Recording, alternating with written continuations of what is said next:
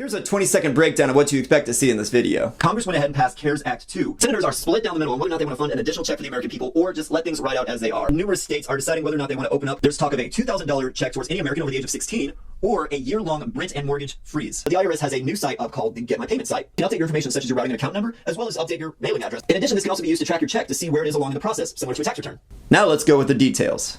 Good afternoon, everybody. My name is Cobra Chicken. And while normally this is a comedy channel, as you can kind of see with the bear coat, I do also talk about business topics and the like.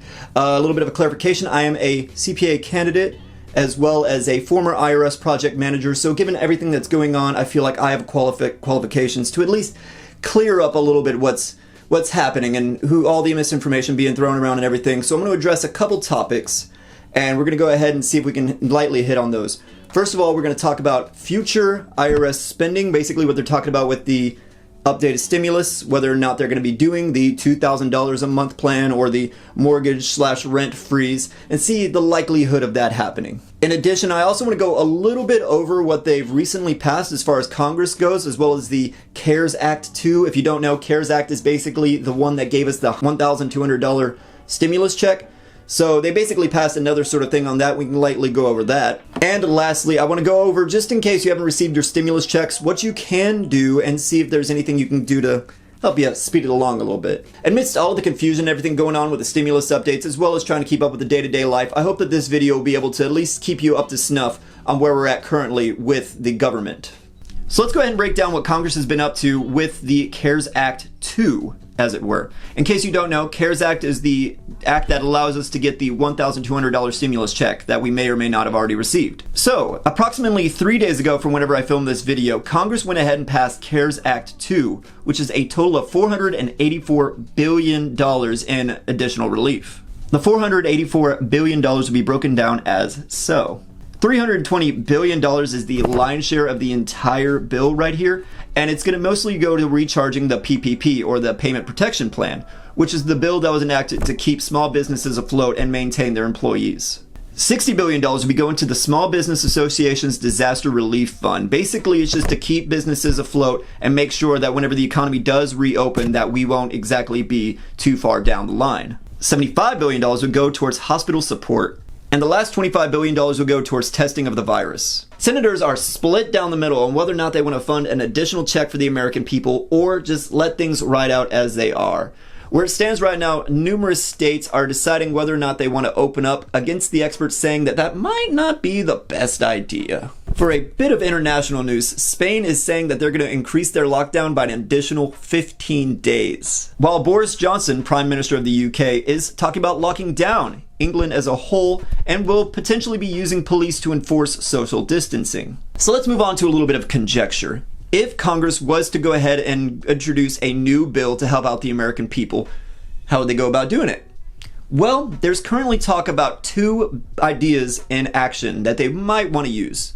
There's talk of a $2,000 check towards any American over the age of 16 or a year-long rent and mortgage freeze. Since I'm an accountant by trade, I went ahead and I ran the numbers a little bit just to see what it would look like if we were to give $2,000 to every American over the age of 16. Running a little bit of napkin math, based off a 2018 population estimate of the United States of America, there were 248,378,000 eligible Americans over the age of 16 who would be receiving these $2,000. So if we were to give the eligible 249,378,000 eligible Americans over the age of 16 $2,000 apiece, the total amount that bill would cost would be approximately $498,756,000,000,000, and that's just the cash, the cold hard cash that's going out to people. That's not administrative costs, that's not any sort of additional funding that may be required for any of this. That is just the $2,000 placed into yours, eyes, and everybody's pocket. That's pretty darn pricey.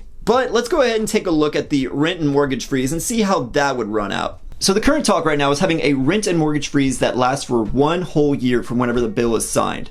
In addition, they want to have it to where there will be no foreclosures. So if you miss your rent or mortgage payment, won't get foreclosed. There'll be no additional interest on any sort of mortgages. And if you're renting, there won't be any sort of evictions. There won't be any sort of payments that's due at the end of it. And that goes for both of them. You won't pay off an entire year's worth of the rent or mortgage at the very end of it. It'll be wiped clean.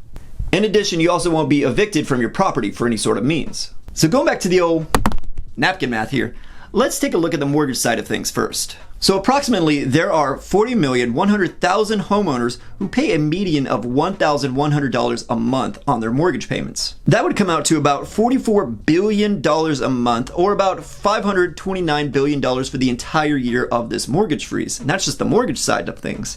Taking a look at the rent side of things, there are approximately 40,900,000 renters who pay an average of $1,471 a month on their rent payments. Reinforcing this as napkin math, we're looking at $64 billion a month, or about $768 billion, again, for the entire year. And again, that's just the rent side of things. Combining both the rent and the mortgage payments that would have to be caught up on all of this, it comes out to a total of $1,297 billion just for that year. Which sounds like quite a bit, but compared to the first plan, the $2,000 for every eligible American, it comes out to only about 0.00026% of that. So if we were to just look at the fiscal side of things, the rent and mortgage payment is by far the cheaper option.